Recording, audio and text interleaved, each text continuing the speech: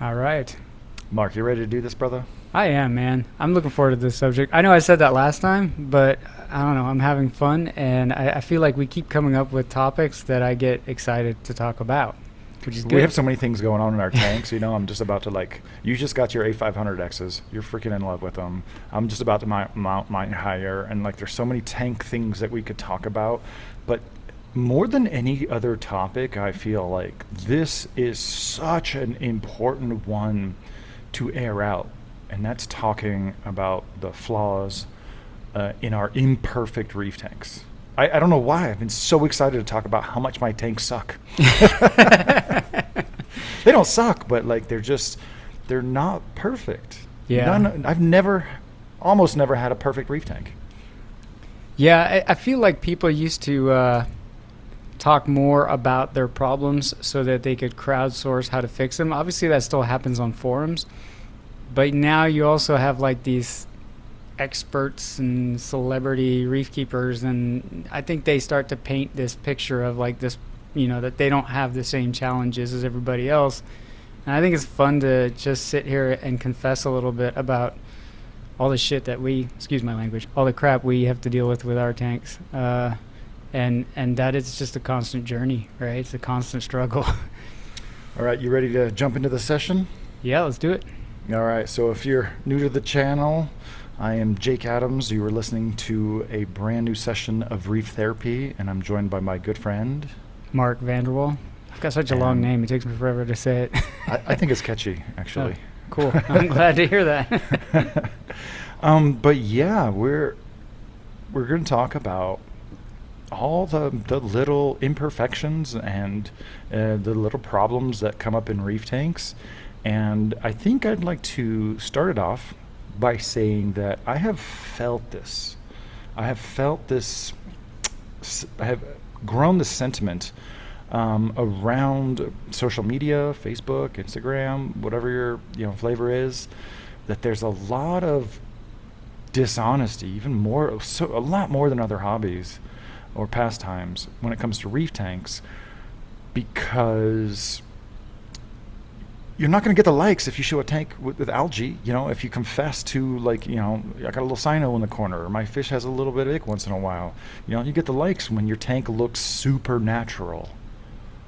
And this is a feeling that I've been growing inside of me for a long time, but it was actually maybe earlier this year I came across an article by Reef Builders UK editor Jeremy Gay, who back in 2019 he drew a really great analogy between the current state of presentation of reef aquariums on social media and beauty magazine covers, right? Because those are all fake, right? There's all airbrushing and photoshopping and makeup and supermodels, and our reef tanks they're just not that way, man. They're just not that way. Yeah, I mean, there's a lot of good documentaries on social media now that I think a lot of the topics you can apply to reef keeping, especially since a lot of our online consumption of the hobby now is through Facebook and Instagram, right? And I think everyone can relate that when things like Facebook and stuff first started, people would post their ups and downs on it, because also the number of friends you would have was much smaller. Your reach, wasn't really that big. But over time, people started to always present this perfect side of themselves and don't take pictures of the bad times.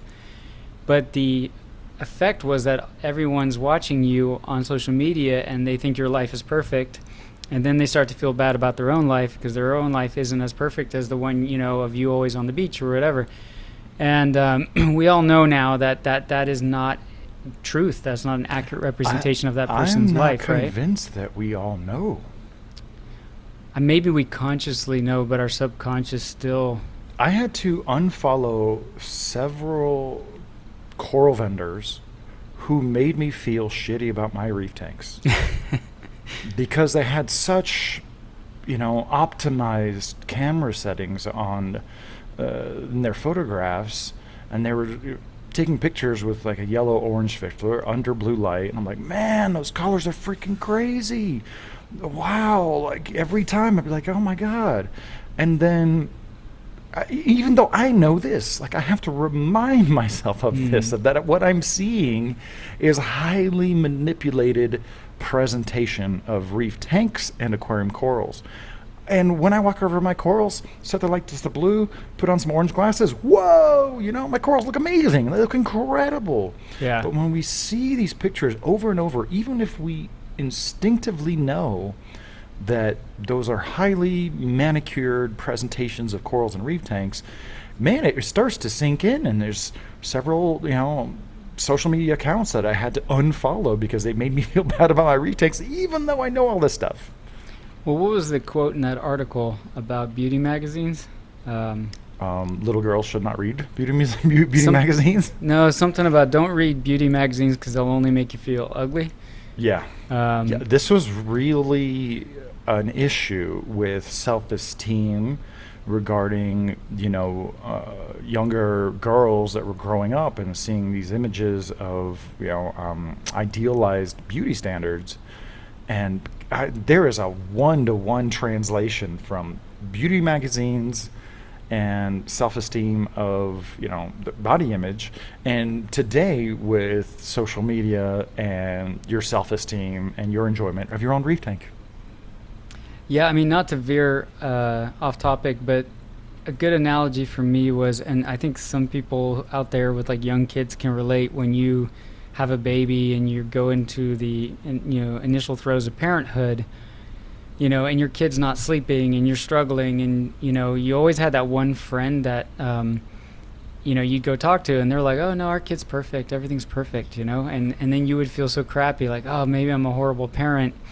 And then there would be cracks in the veneer where all of a sudden it's like, oh, I'm sorry, I was cranky, I didn't get much sleep last night. Oh, why not? And then you start to realize, like, some people are not into airing their dirty laundry, and so it's like almost not even on Pinterest or social media or Instagram. It's like even in person, some people, like, this is how they function, is they always put their best out there, right?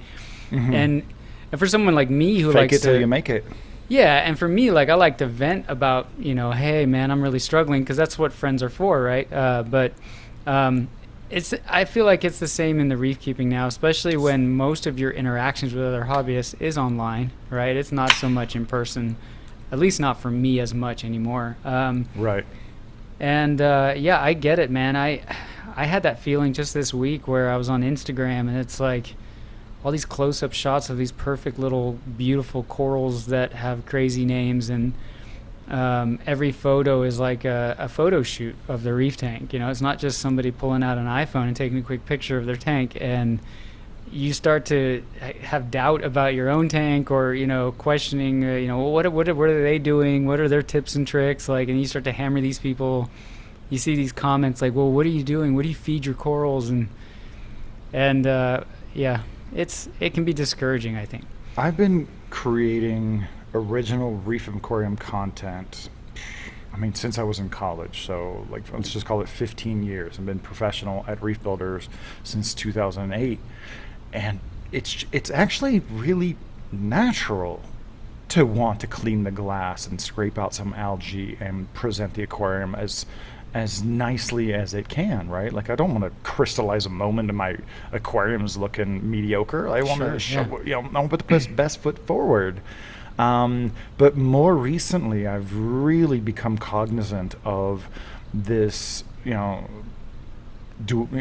dichotomy between trying to present the tank as beautiful as possible, so if people are inspired and people say, wow, Jake, your tank looks so great, but I'm making more concerted efforts to actually show mostly in my videos, like, hey, you know what, I got some Aptasia over here, I got a little bit of Valonia, I got a little bit of algae.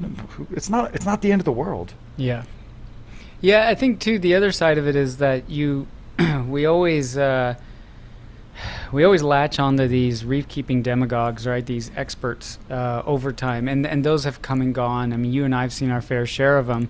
And the other side of the coin is, like, as soon as somebody is considered some expert and a go-to person, I also think a lot of those people back off on airing their own dirty laundry, right, or their own problems, because they're out there giving advice to people, and they don't want to come off as like, oh well, I got ick in my tank, and but it's the other, it's like two extremes, right? Because I don't want to trust somebody who's going to give me advice when I don't have any concrete evidence that they're keeping a reef tank. And we had those type of personalities in the hobby quite a bit too, where you got these people giving advice to everybody, and yet I've never seen a picture of their reef tank, but somehow we all declared that person to be expert and deserving of attention.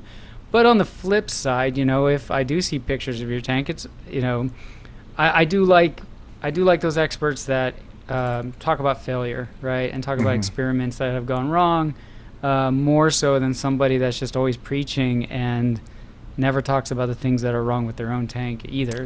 I'll confess, I'll talk to you about having some issues and experiencing some losses, but my way of coping with setbacks in my aquariums is to bury that like a man. Put it in the box.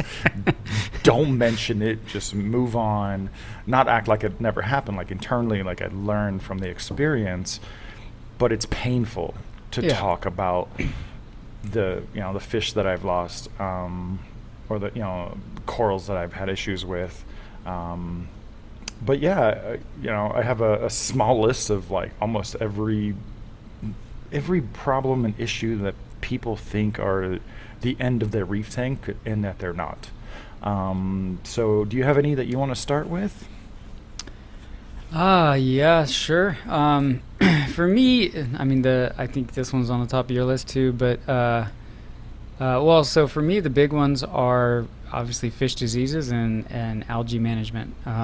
Let's take those one at a time. Sure. Let's talk Pick about one. probably one of the biggest in the reef aquarium hobby. And I would say that's cyanobacteria. Yeah. Okay.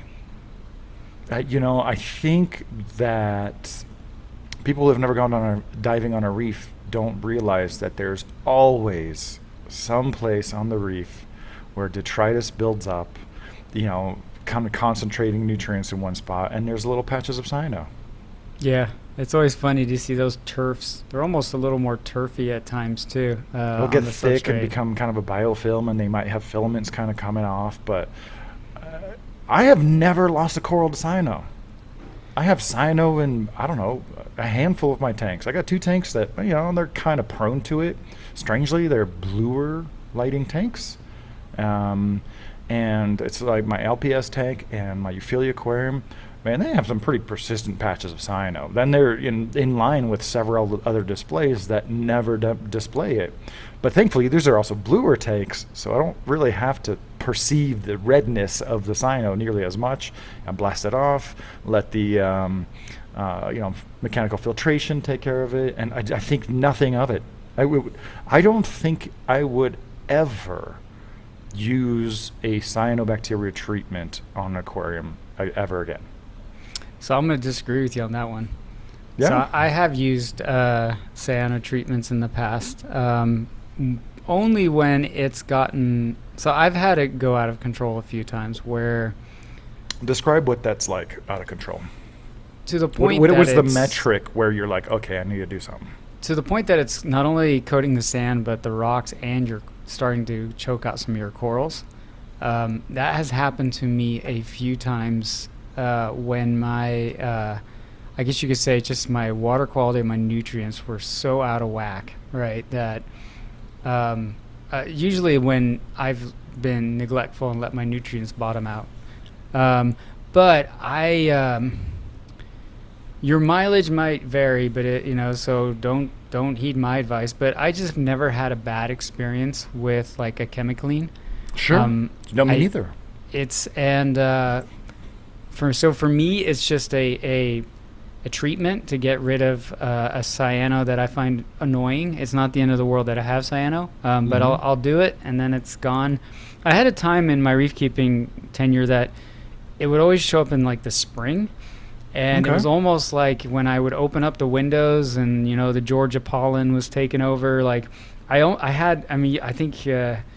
I think I brought this up years ago where I was convinced that it was a result of just spring, like something in the air or whatever. I think a lot of reefers would resonate with that statement. And I can't, I can't prove that, but it was just a weird, just every spring I'd get a cyano outbreak. And then I just got to the point where instead of battling it slowly, I just chemi cleaned and move on, with my life. So yeah, I mean, I think that's an important point. There's very few dangers in treating cyanobacteria with some kind of red slime remover appropriately, right? It gets to a certain level, and you know what you need to do to your tank to prevent its growth, but you use something like ChemiClean to just kill it. just kill it and off. don't go into it blindly, right? Remove Yeah, as much yeah. as you can before, and aerate the hell out of your tank while you do it. That's it. Yeah, absolutely. I mean, There's with treatments, there's no free lunch. Right. There's definitely no free lunch. But if you have little patches of cyanobacteria that are persistent but also contained, Oh yeah, it's literally nothing to be concerned about. no. I just consider it kind of part of the ecosystem when it's like that. It's only when it's gone just bat crazy, then I'm like, all right. Well, maybe you shouldn't have sand. love I would my say that's a sand. function, somewhat, of having a sand bed, because you have those nutrients and maybe like an anoxic layer where the nitrogen-fixing cyanobacteria really appreciate that. But it's funny, like the only tanks that I have cyano in are the ones where I'm trying to really discreetly, try to introduce a lot of water flow, but it's not nearly as blasty as I would like. Mhm. But once again, man, I mean, every couple months I'll get in there and just kind of, use a big baster, blast it off, and it takes a long time to come back. Like, I know it's going to come back. But since these are very blue light tanks, cyanobacteria is causing exactly zero harm to your reef tank until it starts, kind of growing on some zoanthids or, encroaching on corals. But otherwise, red slime algae is nothing to be ashamed of or really concerned about, except for the unsightly factor, right? Yeah, another thing you and I do differently is refugium, right? Or a macro algae filter, right?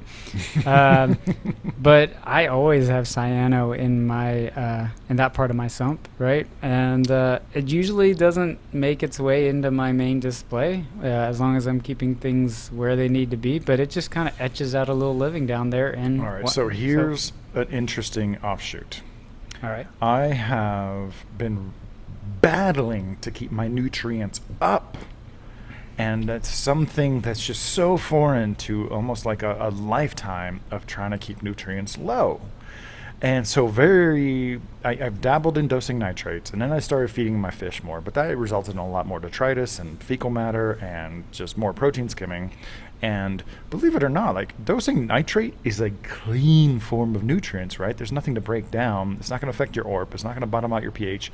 I started dosing, so I have my spinning Ketomorpha chamber, and back to, the whole putting the best foot forward. Like, I've never really showed off how slimy that thing used to get. Very recently, as I started dosing nitrate on purpose, I still can't, I'm struggling to connect the dots, but there's still algae that grows in there, but it's none of the slimy type. It was never cyanobacteria. It was more dino style, but I don't have dinos in any of my tanks, and it would only happen there. But since I've increased my nitrates and started dosing nitrates, and I'm kind of boosted with some iron and manganese, it's like normal, just fuzzy algae.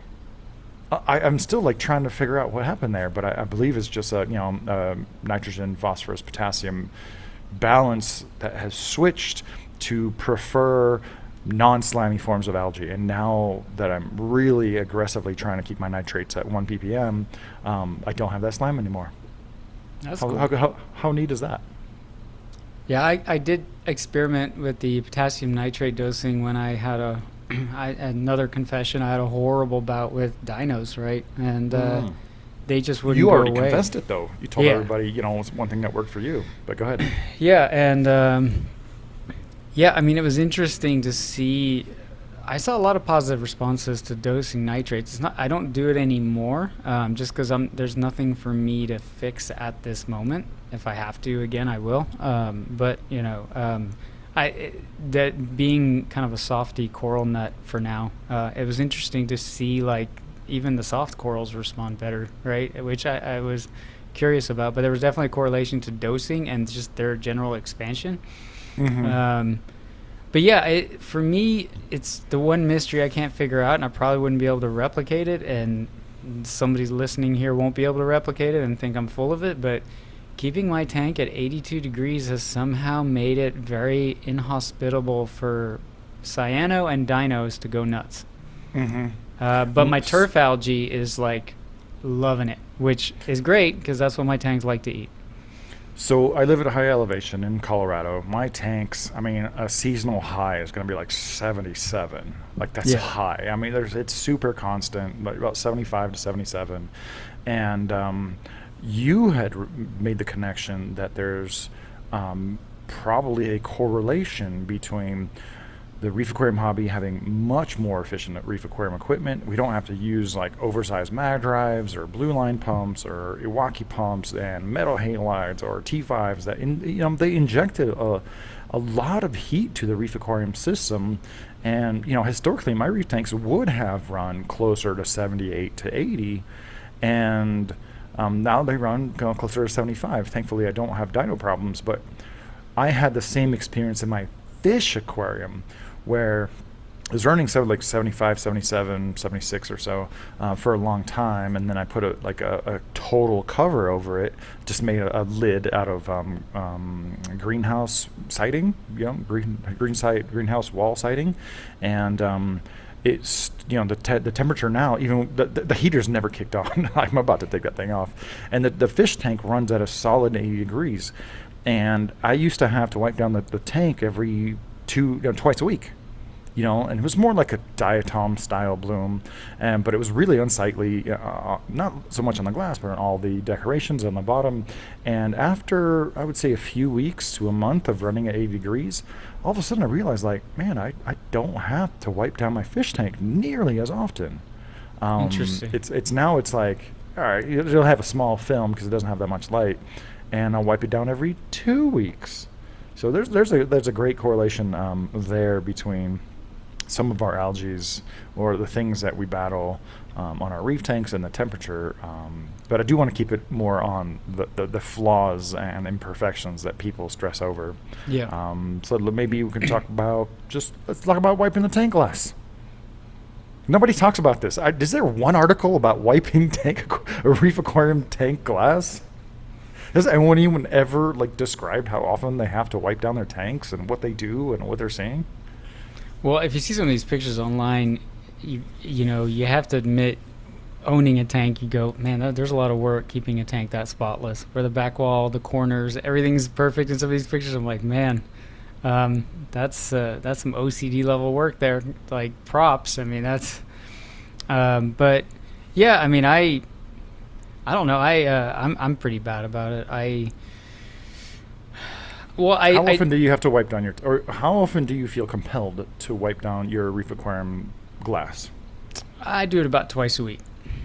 Yeah, same here. Same here, twice a week. I could easily let it go a week, but I have high clarity glass, unlike you, and Touché. No, that's not a knock. But yeah, about twice a week I'm wiping down the glass. I have mix and matched algae magnets that makes it really easy. I can easily just put on a podcast, and in about 30 minutes, I'll wipe down about 50 feet of reef tanks. That's because I have 2 peninsula tanks, right? So 6-foot side, then a 2-foot side, then a 6-foot side, times 2, plus all the other displays. And you know what? It's actually cathartic. It's actually a really relaxing part of my reef aquarium maintenance routine. But we're talking about the diatoms, and I'm not using any kind of phosphate remover. I have noticed that when I use phosphate remover, I might get away with about once a week.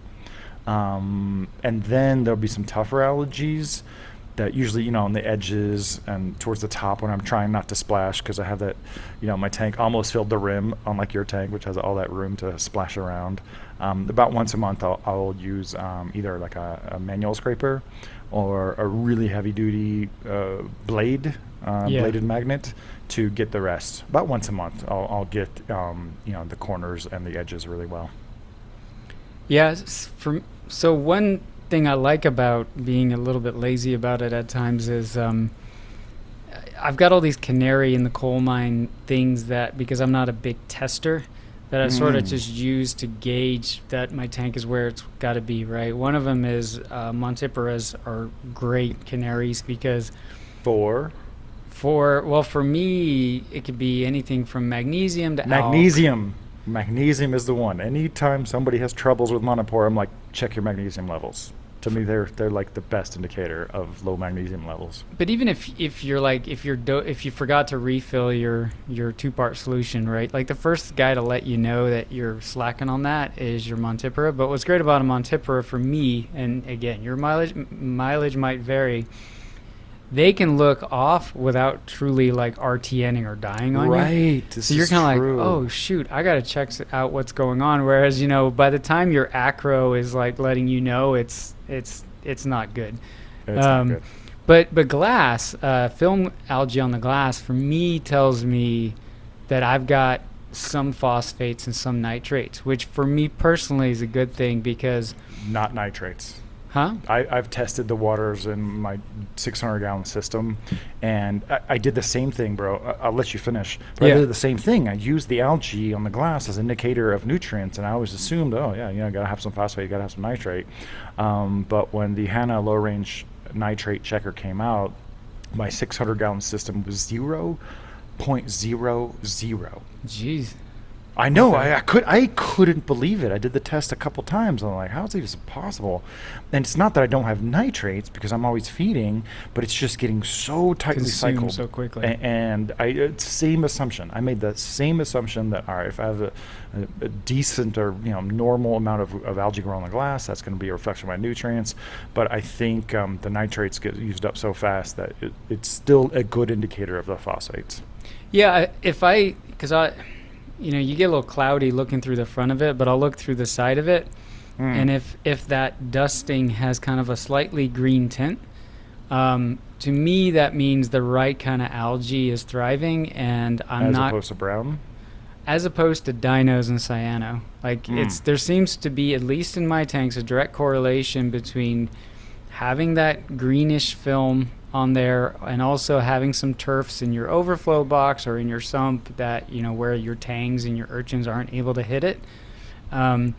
If I see those things growing, then I'm like, okay, this tank is geared to give those type of algae the competitive advantage versus the ones that love the primordial soup that loves when all your nitrate phosphate levels are bottomed out and out of whack. So yeah, and that's just me. I think if you try to eliminate algae, algae elimination is not a thing. It isn't.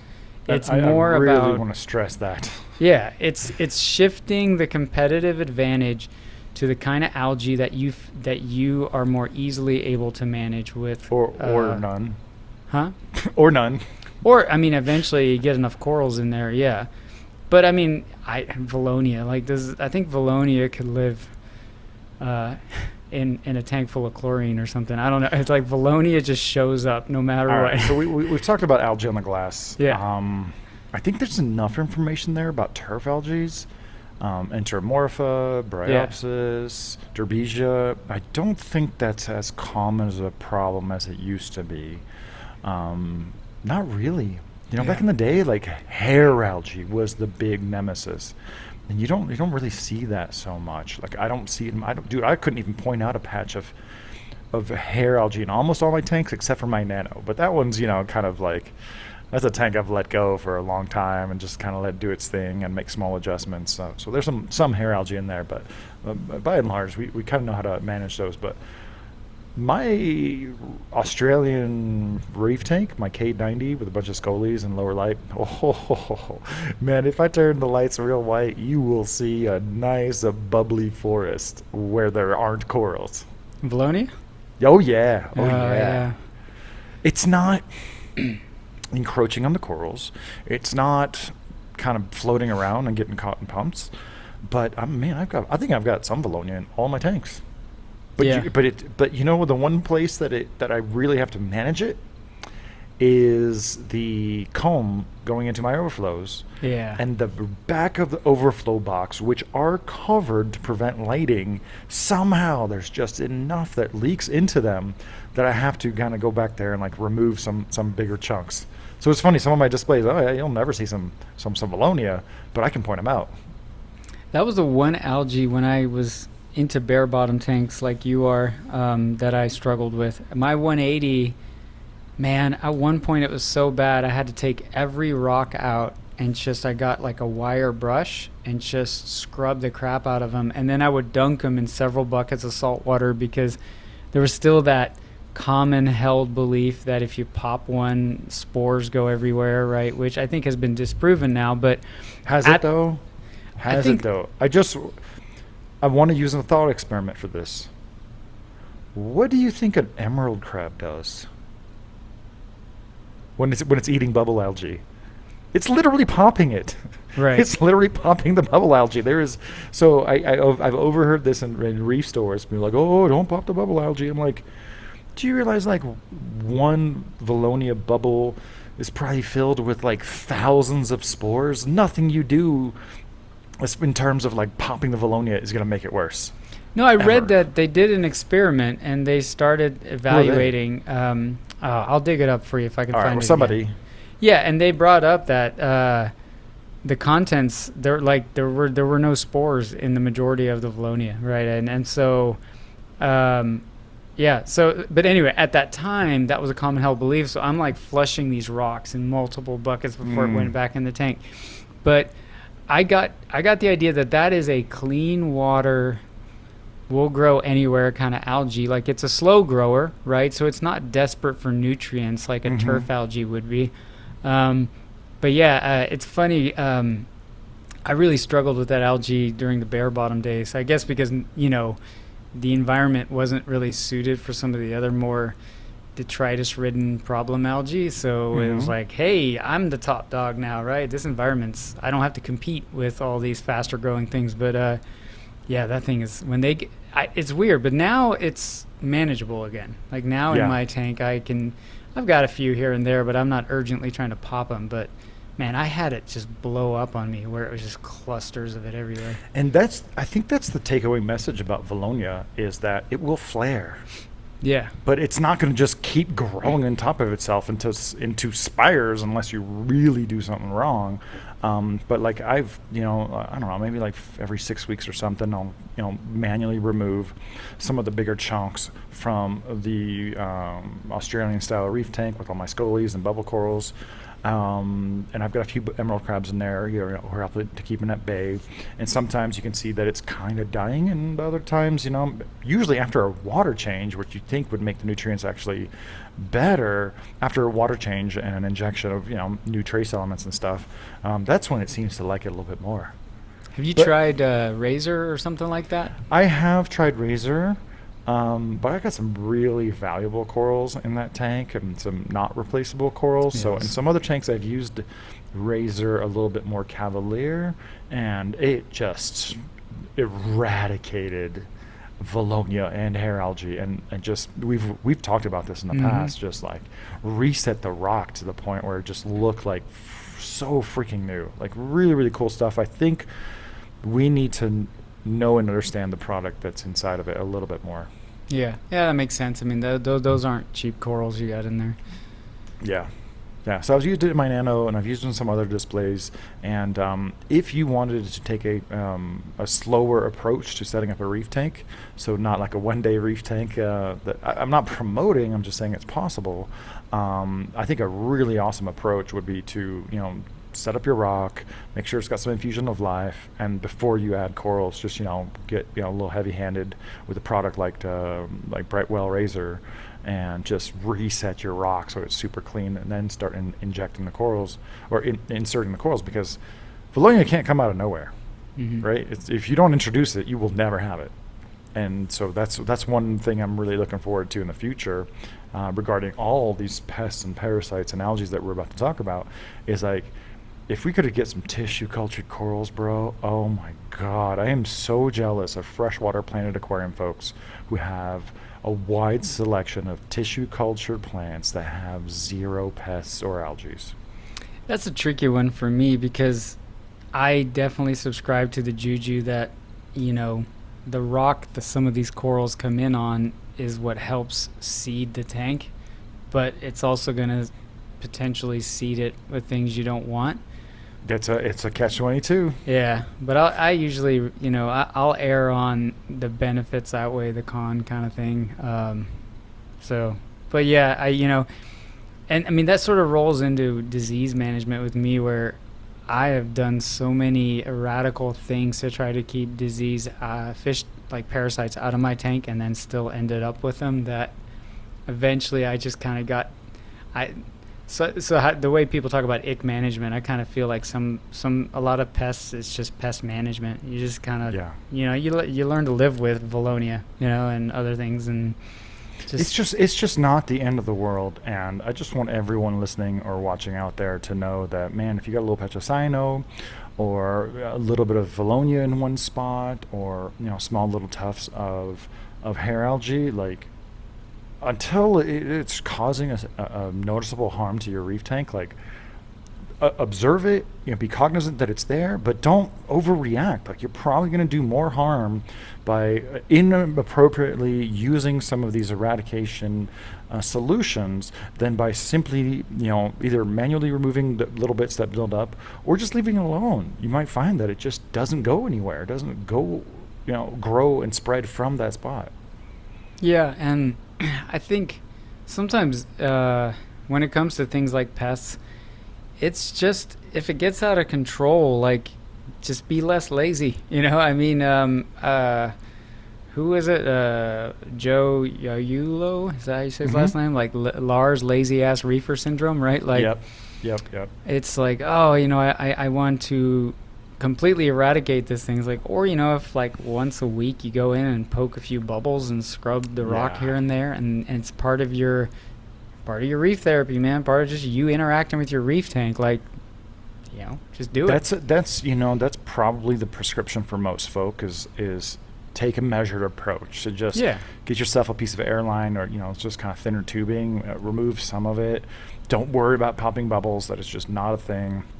And if your corals look good, like, that's the focus, right? Don't focus on the 2% or 5% of your reef tank that you think is detracting from your enjoyment, and focus on the 95% of the corals and fish that are doing excellent. Yeah, when somebody's like, what organism can I buy to graze this algae that my fish won't eat? It's like, who makes a perfect grazer is you, right? Like, your hands and some tools. And oh my God, is that a legendary quote from Mark Vanderwall? What makes a perfect grazer is you.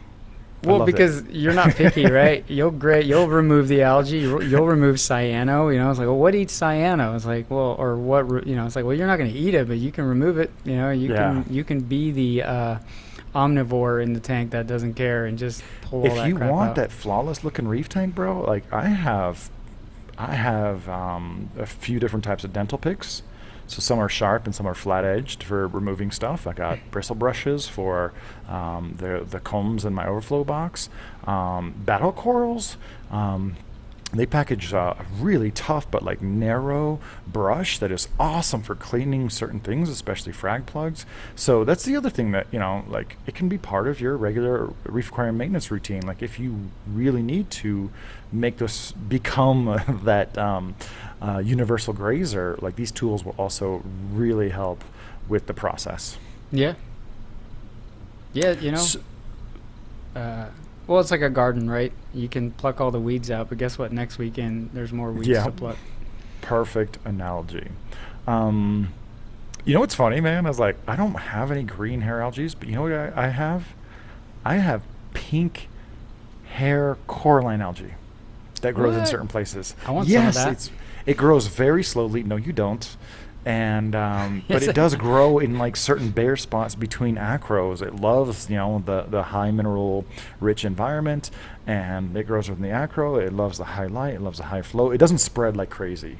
It's not even visible. It almost looks like a fuzzy algae until you look closer. And like, is that a pink Coraline hair algae?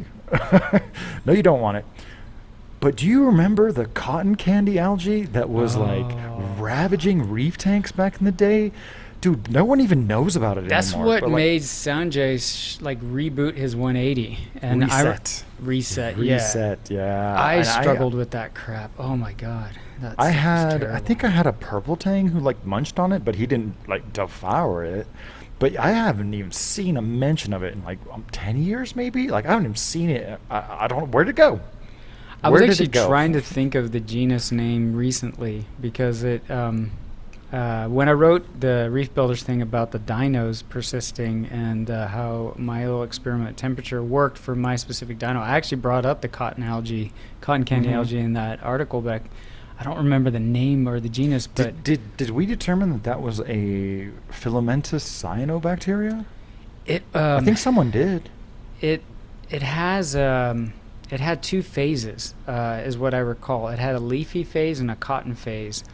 But the leafy phase, sort of like a fern, right, that has like a sporophyte phase. And I remember the leafy phase never manifested in our tanks. I never saw that. I just saw the cotton style. And the only thing that I knew would eat it, that in my experience, were those Mexican turbo snails, which are Yes, short-lived, yes. at higher temperatures, but they would do a number on it. But yeah, that stuff was terrible. So, like, that's an awesome example of if it's not around, it's not going to spread, Mhm. right? So, if coral vendors and frag vendors, or frag farmers really, really went the extra mile to eradicate Valonia, Derbesia, Enteromorpha, and Bryopsis from their systems, they wouldn't be spreading it around. And I think there's one company that I know of that stands by a pest-free guarantee, and it's our friend Leo Den Briegen in Holland. Like, such a talented reefer. He's got a very small operation. He's actually expanding into a new system. I feel like he's going to be one of our rare guests to learn about him, because he's the only other guy I talk to where him and I will discuss certain things, and it's like Reef Therapy over the phone. But he offers pest-free guarantee. And so yeah, a lot of these algae, I just want people to know they're not inevitable. Cyano's everywhere. Diatoms, probably. But all these higher algae, all the hair algae, and Valonia, you can't get them from the air. You have to get them from your frags. So one thing that I do almost all the time, not always, is when I get frags from someone, man, pop that coral off the base. Sometimes, even if it's a crested, I will literally just break it off, throw away the base, and put it on a new one, so I'm not introducing new stuff. And one of these days, I really want to do a system that is almost like clinical, where it's just corals and algae and bacteria. Corals and bacteria. That's it. I remember backpacking in the Rockies and seeing watermelon snow. It's snow yes. which is cyano, right? So, I think I think the theory was like geese or something droppings, carried whatever, but it just shows you cyanos everywhere, even on a mountainside. So before we move into some broader topics, I have to bitch and complain about sponges. I don't know why I'm the only one who has problems with too much sponge growth. Oh, see, I love sponges. I inherently love sponges and respect and appreciate them for what they are, but I don't like it when they're growing in that spot in my reef tank. You know what I mean? Like, Yeah. I do know that I have high silicates in my water, and that's it. I got 2 ppm coming out the tap. Silicates are really hard to remove, even with a specialized membrane using RO. And it's one of those things that I'm constantly trying to scrub off sponges, because even if I didn't have that high silicate level, on a long enough timeline, everything becomes a pest. I think bird's nest is one of those corals that grows so dense and so intricately. Like I get one little tiny piece of sponge growing in the bottom. It's just a matter of time before it spreads upwards and starts killing the coral from the bottom. And you might not see it from the top for a long time, but again, on a long enough timeline, everything becomes a pest. And so, yeah, I'm a lone ranger over here saying keep those sponges out of your tank. To me, I know the emphasis is always on coral, but yeah, coral is just one component of a reef aquarium for me. Like the sponges. Name one genus of sponge. I actually know some genuses, but now I'm drawing a blank. See, we spend all of our time talking about the corals and talking about the fish and Yeah. talking about the chemistry. Yes, I love sponge. I appreciate what they are. I love little cycon sponges that are stay small and kind of show up in your sump. But there's that one somewhat photosynthetic sponge. Sometimes it's red, sometimes it's green, sometimes it's clear. That will grow kind of in your rockwork. On a long enough timeline, that's just like building up and preventing water flow through and just creating like a different zone in the aquarium that I don't want. But you know what I have in my tanks? I call them egg sponges, right? So they're like little ball sponges and they're kind of colorless, but when you pop them, there is a rich yellow yolk inside. What? It's really strange. I'll show them when you're here in about a month. But what I have noticed with the egg sponges is if I don't remove them, they don't seem to increase in number. But when I do harvest them, then they come back. It's kind of weird. But yeah, I think I'm the only person in the world that has sponges that... Give me some of those too. Oh yeah, no, Along with the turfy Coraline algae, man. You can have as many as you want. So yeah, that's my one rant about sponges and imperfect reef tanks. Let's talk about vermitids. Oh. I'm pretty sure I was definitely at the front of the pack of demonizing Vermitate snails. And if you don't know, vermitids are a group of snails that don't grow a shell and walk around. They settle out onto a rock and create a spiral on the rock, and they release kind of a slime trail that will catch detritus. But over a long period of time, that slime trail, the slime net, will irritate neighboring corals. And man, if left unchecked, those guys can grow big, and you can just have just huge curtains of these slime trails coming from your vermitids. But thankfully, we're not getting as much live rock. We're not getting as much wild coral colonies, and it's getting harder to introduce those into reef tanks. And I think the most prominent vector is probably used corals and used live rock. I used to have a lot of problems with those, but not so much anymore. For me, the thing I used to always welcome in my early days, but now they're kind of annoying, are fan worms. They just take over all your piping and your sump, and they're just a pain. I have small fan worms everywhere. I do. Yeah. I did introduce a copper band into my SPS system, and I'm like, oh man, this guy's going to have a feast. Eating Aptasia and eating fan worms, popping a couple little bristle worms and ragworms. Oh my God. It's funny how copper bands are promoted mostly for Aptasia eradication, but I don't need to eradicate all the ragworms or spaghetti worms. I don't need to eradicate all the fan worms, but just keeping the population numbers down with the copper band. Oh my God, dude. You know what? It's funny, dude. I have been keeping reef tanks for about 25 years. This is the first copper band I've ever owned. I've never had one.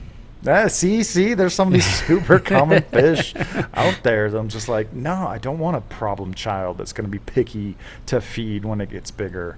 But my wife brought home a copper band that was really heavily infested with lymphocystis. I'm like, man, that ain't even a thing. We'll get him some clean water and a lot of water flow and a good menu to graze on. Oh, hi, Carbon. And he'll do really good. I just got to add, I love that your black cat is named Carbon. Yes, that was not by accident. No, I figured. Vermitids is one of those things it's probably going to become part of history as we could become more aware. The last few times I've been in reef stores, I have overheard people literally asking for bumblebee snails to supposedly eradicate them or eat them. I don't know if that's confirmed. Well, now But there's like these super tiny ones that are, because I was always used to the ones that were like a quarter inch where you could actually see. or bigger. Yeah. And now they've got these ones that are super thin and wiry and like you cut yourself on them. And I've always had those. I'm not sure if that's actually a vermitid. yeah. Those. They're so small, I haven't really examined them. Yeah. But yes, they poke your hands and cause a little bit of bleeding. And Those I have things them all suck, over the yeah. place. Yeah, for me, the calcareous fan worms, it's like you start to have to work on your plumbing or you pull a pump out and it just cuts you or scratches you. It's just, they're a bit of a nuisance. But, you know, what's weird is, I had aptasia in the early days, but I have not had an aptasia anemone, knock on wood, in any of my reefs for, you lucky. I don't know, I gotta say like more than a decade. I don't remember the last time. And it's not like I'm being real anal about inspecting things. I just, Mm-hmm. and I even, you know, started my Red Sea tank with a bunch of Tampa Bay saltwater rock, which, you know, should be like a guaranteed aptasia and mantis shrimp hell, right? Mm. I did have a mantis shrimp, but no aptasia. It's weird. Maybe I got something that eats them. Or have, I would say, 0 aptasia in 2 of my tanks. And then kind of manageable amounts of aptasia in the rest of them. And that's my fault because, you know, building out the studio, I've been acquiring a lot of corals, both wild, farmed, and used. And as much as I try to really go after all of them, it's really hard. It's really hard. You know, the biggest complaint back to the pest-free thing is, I'll get some frags from. I've ordered frags from almost everybody this year, but most of them, you take that frag and you just leave it alone without any grazers or dedicated predators. Sure enough, Valonia, hair algae, and little tiny aptasia will pop out of the super porous frag plugs. I feel like that's one of the biggest vectors, and I think it's really not fair to consumers that they should expect these things to come out of, you know, almost they're invisible when you get them, and then you just let them sit for a second, and everybody's managing it. No one's eradicating it, and therefore no one's offering this, you know, pest-free guarantee like Leo is. So yeah, aptasia is one of those things. Like, yeah, sure, I got a few here and there, but I'm always managing it. well, With, that I brings wish up I the could. I have a question. couple tanks where they're eradicated. I never have to think about it. Yeah. That's awesome. It's awesome in my tanks where I don't have it. If I had one reef tank, oh yeah, for sure, I would have 0 aptasia. I think that also boils down to how many coral sellers are actually captively propagating versus being a chop shop, right? I think if you're truly captively propagating, then you can do some bio-isolation over time and offer... Bio-isolation? Dude, who do you think these coral farmers are, bro? That's what I'm saying. They're not even trying, is what I'm saying. Well, but I think if you're truly in the business of growing out corals and the frags are based off of your growing efforts, that would be easy to do. But if you're just bringing in a bunch of maricultured colonies and chopping them up, how do you avoid the pests at that point, right?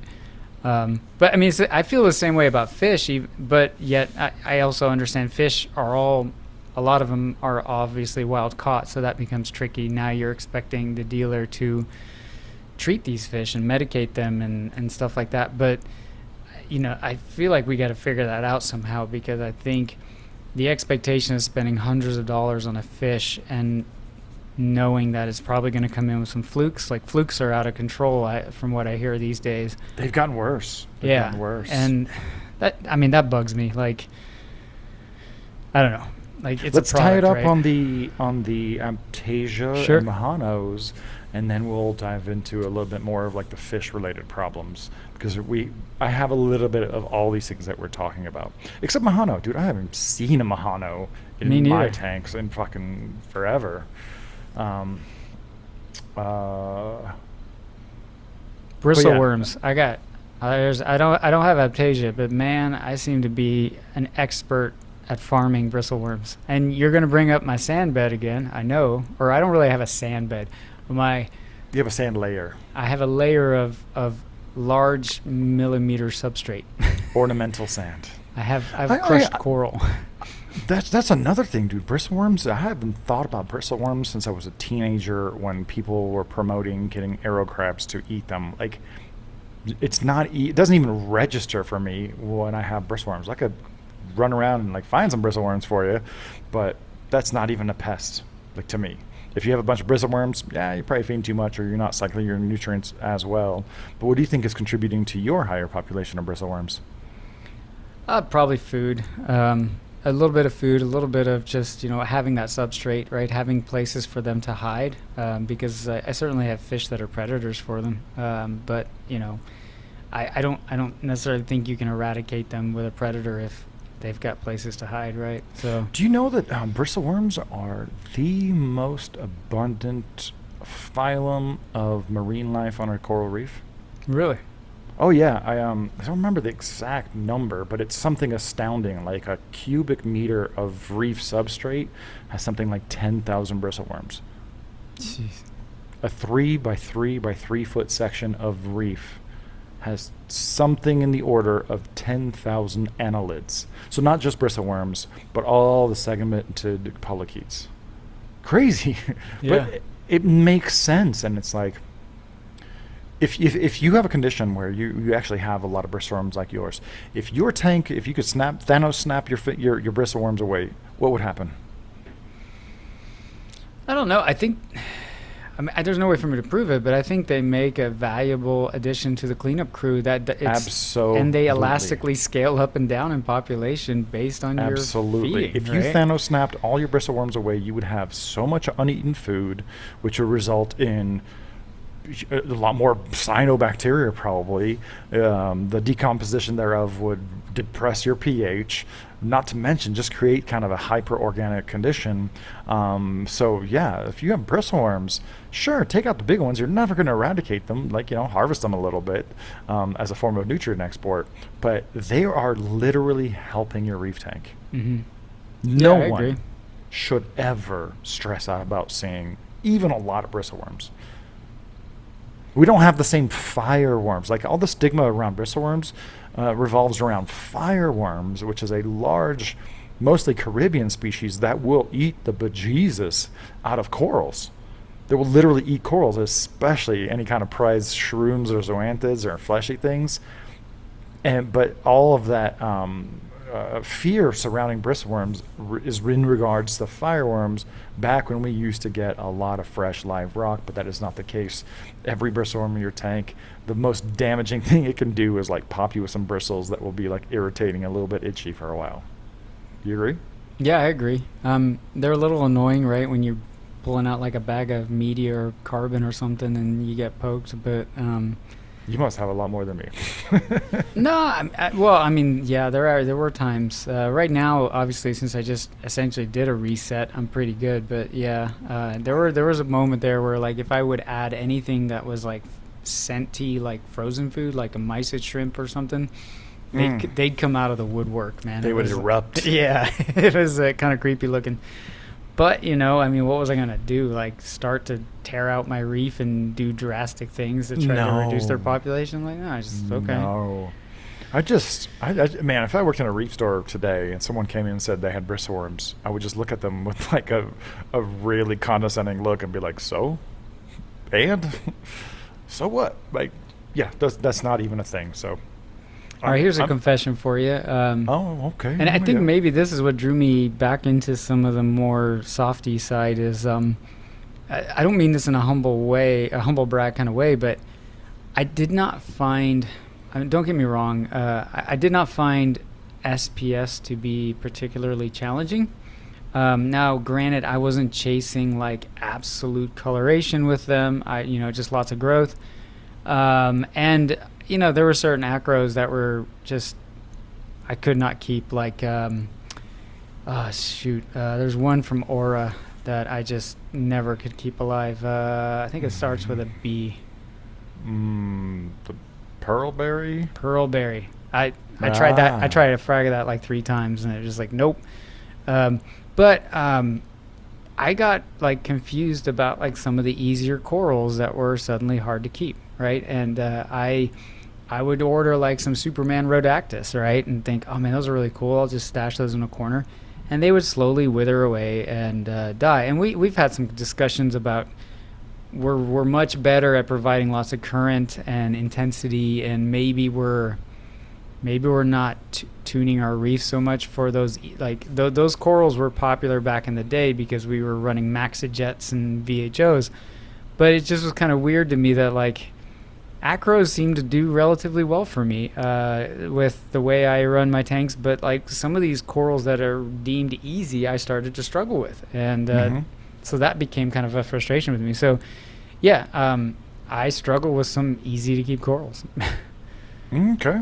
All right. I mean, I'm having the same issue with shrooms, and I'm trying to like figure out how to dial them back in, and shy of setting up a 1997 style reef tank. And maybe that's it, right? Maybe that's I'm trying to create some zones where there's just a lot less flow, a lot less light, and but obviously, one thing that I'm still learning is like how nutrient limited my reef tanks are.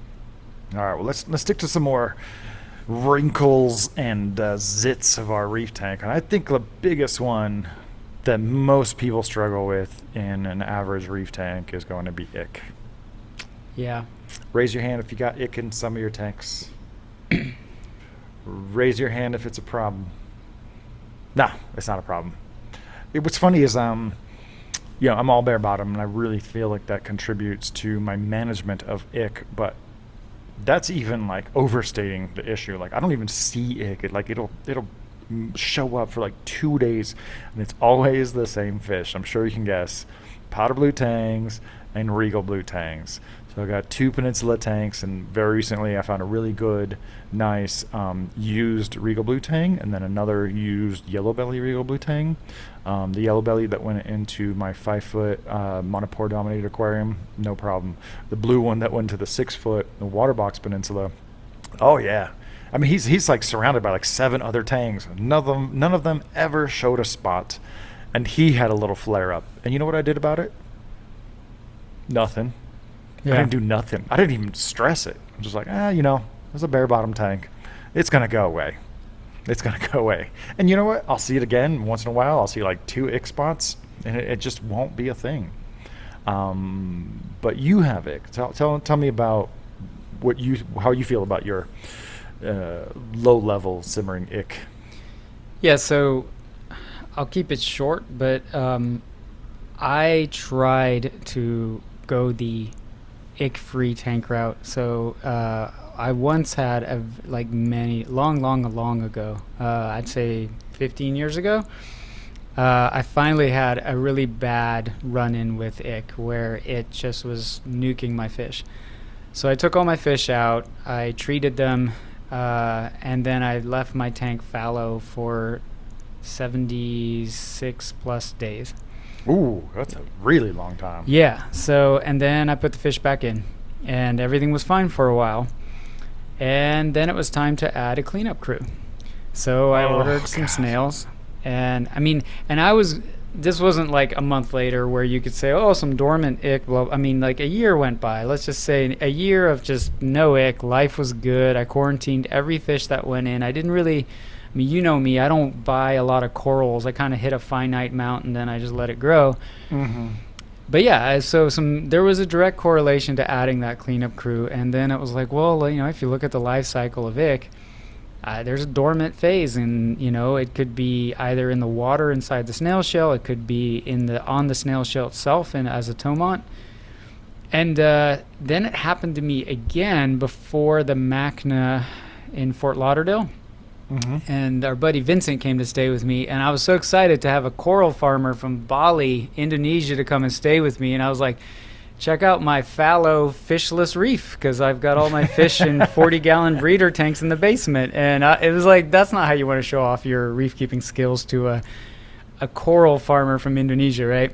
But he was a nice guy, and and so I went fallow again, and this was again a separate incident, and I put the fish back in, and again I added a coral. And just literally after that coral was introduced, which was way later from the fallow period, I had ick again. And I thought, well, shoot.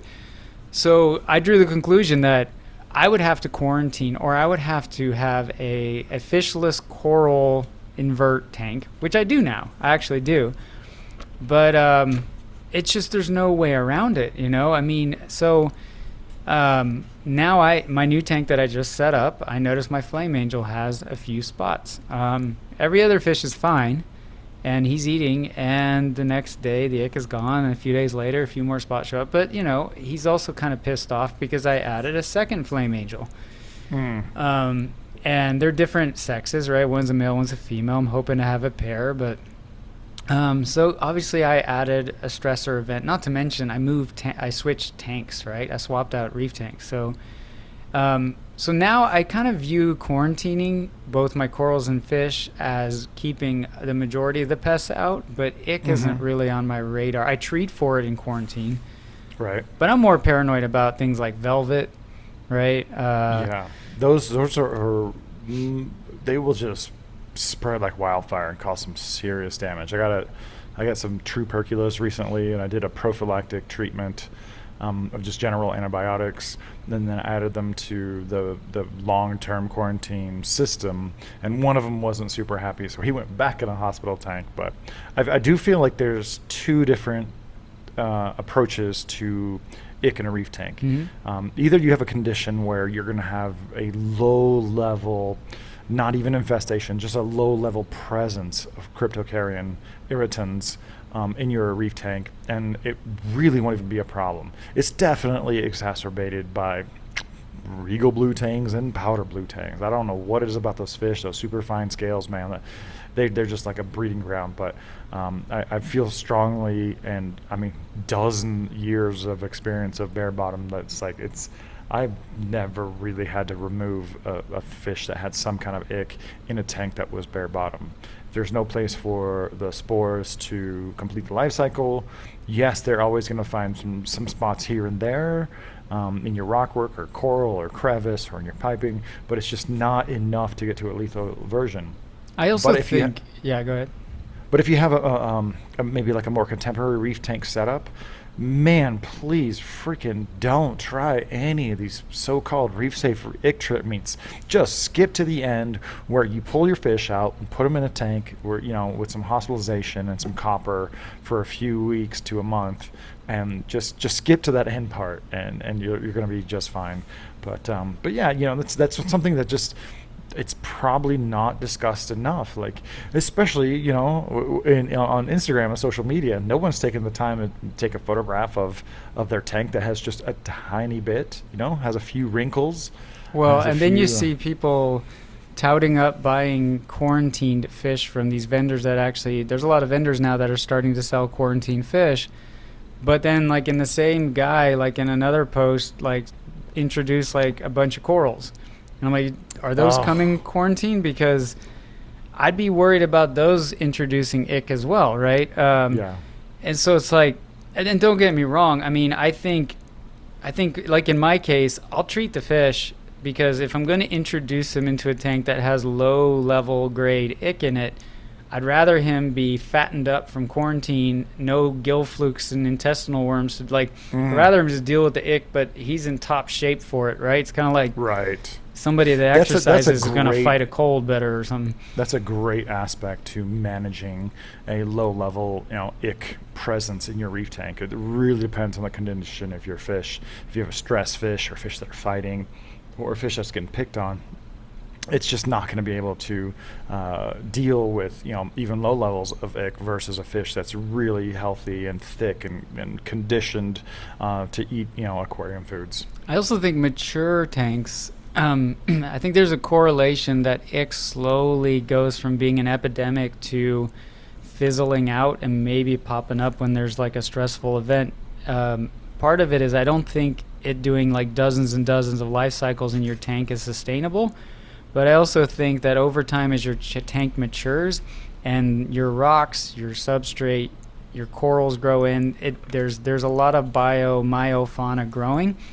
And hey, ick is food, man. it's plankton in a sense, right? It's a ciliate That, swimming around. that's an awesome point, because there is probably a lot of competition with ictomons in your reef system that just has never really been fleshed out and characterized in a reef aquarium setup. I So think that yeah. probably really has a huge effect on whether you're going to have a low level ick presence or like an ick outbreak that you really have to do something about. Yeah, and that's why you got your new tank, new rock, a few corals in there, and you have an ick wipeout. But then 3 years later, you got a bunch of corals grown in, and then all of a sudden the ick fizzles, right? And I've heard a lot of folks online say that too, where it's like, hey man, my tank's 10 years old.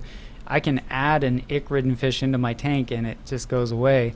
And I sort of feel like, well, yeah, there's some immunity, but there's also just there's some predators, right? There's a lot of little mouths that are going to go after those free swimming ciliated parasites. So I think the last common blemish of reef tanks is what I would say are flatworms.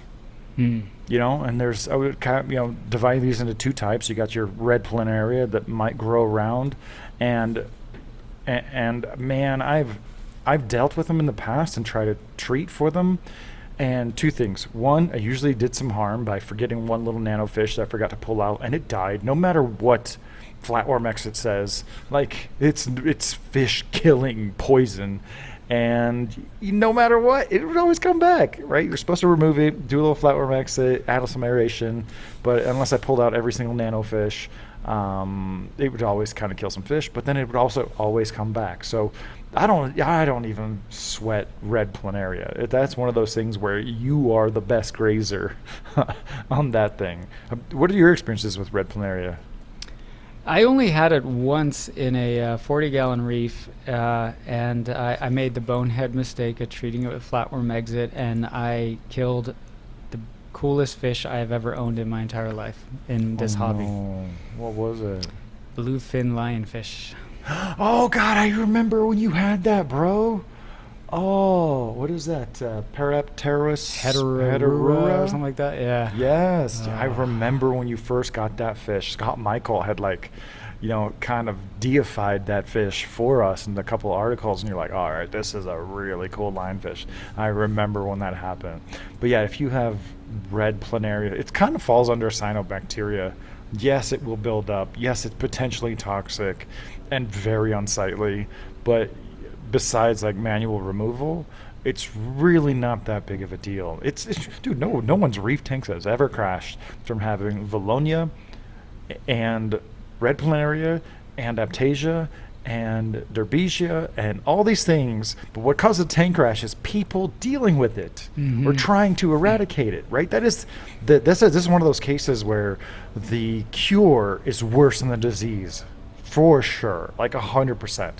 Yeah, I agree. I did everything right. I siphoned out as many as I could, and I should have removed the fish, but yeah, that was, I should have just lived with it, and done exactly what you said.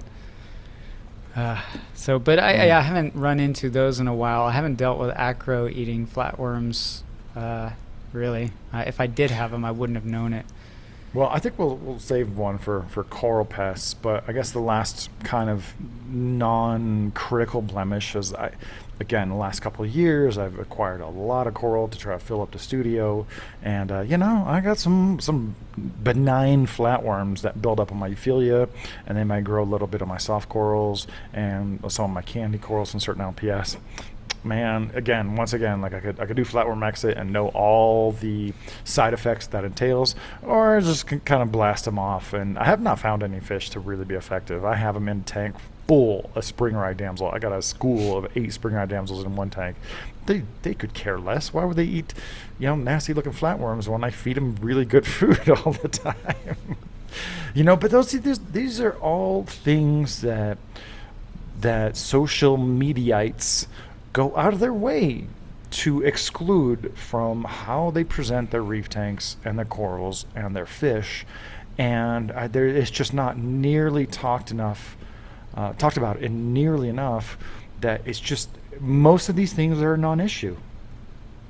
Yeah, I mean, some of the tanks that I should probably stop following, but they're beautiful reef tanks. I look at one of them has don't know, like a dozen tangs in it. And it's gorgeous, right? But I've never seen a picture of a quarantine system. And I'm like, you've got to have ick in that thing, you know? But it's being managed, right? But yeah, it's You know what? Here's a challenge to the viewers and listeners right now. I challenge someone to start up a Reef Aquarium account just showing off coral diseases, Reef Aquarium pests, and, sick fish. or like a hashtag on Instagram that is like, hey, let's all share our underbellies, like let's come up with it right now. Reef Aquarium blemishes. Yeah, there you go. Reef flaws. Yeah. Hashtag reefing drawbacks. I don't know. Somebody come up with it, because I would really follow that, because I really feel, especially with the newer reefers who haven't been doing it for that long, there are primarily consuming social content, which is all very curated and highly optimized with flattering colors and conditions. And man, to be honest, the best thing I can tell people to increase the enjoyment of your reef tank is stop Facebook. Don't follow any Facebook accounts. Don't follow any Instagram accounts. It's a lot harder to really skew things in video. So I think video is, by definition, just a lot harder to fib. But yeah, if you want to feel better about your reef tanks, just stop looking at these highly curated images of corals and reef tanks that will just make you feel bad about what your tank looks like. Exactly like beauty magazine covers, currently, and stretching back to the 90s. Yeah, I think remember, it's about the journey. And if this if becoming a reef keeping expert meant you never had to deal with algae problems or parasites, cyano, ever again, then it'd be a pretty boring hobby, right? But if you have somebody who wrote a book or whatever that you worship, odds are they're still dealing with cyano on occasion, right? I have a little bit of everything we talked about. Yeah. I don't have Mahanos. I don't have Vermitids. But I got a little bit of ick here and there. I got a little bit of cyano here and there. I got a little bit of Valonia kicking around. And, if you look at my reef tank, it's not going to be in your face, but I can point it out. And just because you have it, it really doesn't affect the long-term success and enjoyment of your reef tank unless you make it. Well, and one way to look at it is I think that's why I'm still in this hobby, right? I go through these weird moments where I'll set up a freshwater planet tank. And I don't go crazy with it, but I literally do hit a level of homeostasis with it where then I'm like, all right, well, there's nothing to do. The plants are growing, I got to trim them, the fish are fine, and I get bored, right? Whereas with reef keeping, there's always a little battle I got to deal with. I still have to get in there every once in a while and tinker, and that's what keeps it fun. So it is so satisfying to overcome some of these things. Oh yeah. When you go from having an aquarium with so much aptasia that you don't feel comfortable putting corals anywhere because they're going to get stung, to the point where you can barely even find any, man, that is such an awesome triumph, and that really makes it rewarding. I'm not trying to glorify these reef aquarium problems and issues, but you're totally right. If you have a laboratory grade samples of freshwater plants or aquarium corals, which don't exist, it would just be a little bit so turnkey that you don't have that triumphant feeling when you overcome some of these challenges. So I just really want, what I want? I want not only the people who are listening and watching Reef Therapy to know that there is no such thing yet as a flawless reef aquarium. We all have crow's feet and wrinkles and zits and their aquarium equivalents. And yeah, it's that's not true. Mm-hmm. All right, you want me? Can I pull out a 20-year-old memento for you? Ooh, okay, yeah, show me. Oh, wait, you were there? No, I wasn't there. You were there. Yeah, I was there. So for those of you just listening on the podcast, I'm holding up the entire program for MACNA 2000. I was working in Atlanta, And Did this I is bring all that back to you? that Mark brought back to me for MACNA 12, the Nice. 12th Annual Marine Aquarium Conference of North America. I'm going to look over the speakers. We got Walter 80, Bruce I watched Carlson, that talk. I watched the that man. talk. Yeah. Yehuda Benayahu, he's a soft coral expert. Kelly Jedlicki, all I remember is her like grinding teeth on pufferfish. Mike Paletta, still around. Peter Wilkins, RIP. Martin Moe, the Godfather. Cindy Hunter, Dr. Ron Shimek, Ruth Francis Lloyd, and Vincent Dufour. So yeah, this is the entire program. It's like a little booklet, but it just kind of shows just how far the reef aquarium hobby has come. And in the back, you can see the schedule, you can see travel information, you can reserve like conference and banquet tickets. And that's back in the day where if you lined up at the end of the show, you might get some VHS tapes of some talks. Later on that progressed to DVDs of certain presentations, but now it's Magnet talks are still online. I just thought it'd be a fun little memento because we talked about that, I think, on Reef Therapy session, the pilot. Yeah. So session number 0, and I was looking for this and I found it. That it's funny you bring up the 80 talk because in the context of this discussion we had, his talk brought up. I remember this because it kind of blew my mind, to be honest. 20 years ago, bro. Yeah, he talked about how everybody's probably seen in documentaries damselfish how they farm turf algae by essentially being very territorial and chasing the tangs and the crabs and away, right, so that they can farm turf algae. So a good example of if you remove the algae grazers, what happens on a natural reef? Turf algae. And he talked about an experiment where they sectioned off a reef and basically created a barrier to keep herbivores out. And guess what took over the corals? Algae. Yeah. Anyway, that I was such a fanboy at that I remember walking up to Peter Wilkins with my little MACNA thing, and I asked for his signature. For those who don't know who Peter Wilkins is, he's like the godfather of reef keeping. He inspired a lot of the people who inspired us. Yeah. Yeah, simply put. Anything else you want to say about our imperfect reef tanks? No, I hope people get what we were trying to say is that it's. I think what I forgot to mention is I want people who are listening and watching not only to realize that there is almost no such thing as a flawless reef tanks. I want them to kind of spread the word, and more than anything, more than sharing your reef therapy on your favorite podcatcher or sharing sessions of reef therapy on YouTube, I want you to spread the gospel that reef tanks are inherently imperfect. You're always going to have some low level of algae or unwanted critters or low levels of certain fish diseases, and you should not overreact and you should not think less of your reef tank because of it. I have virtually all of these things present in my reef tanks. My corals are fine, my fish are fine, they're very well represented. And just things like bristle worms and a little aptasia here and there. It's just not the end of the world.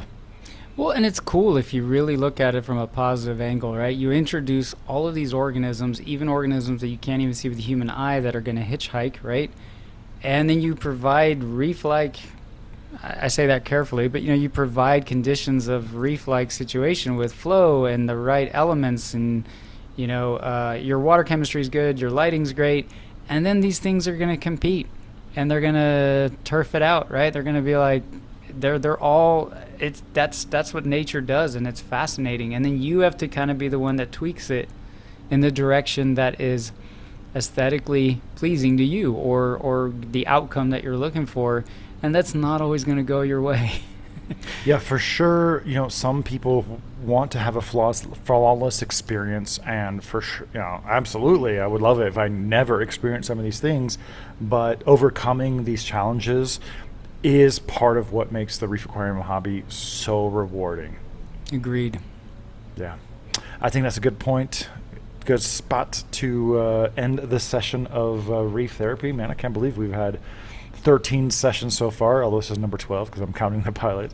I just want to remind everybody to make sure to subscribe, follow, like us on your favorite podcatchers, and subscribe to the YouTube channel, which will eventually get moved to its own Reef Therapy dedicated YouTube channel. We'll share clips. I think that's a hot thing that everybody is doing these days. So, Mark, thanks for participating in this therapeutic session of Reef Aquarium Talk, and we'll do it up again next week. I feel so much better that I got some of that out. It feels so good, right? Yeah. It feels so good to be like, yo, our reef tanks aren't perfect, no matter what you see. And I could see ourselves revisiting this topic, down the road. Sounds good, man. All right, Mark, I'll talk to you soon. Yeah, man. Bye, guys.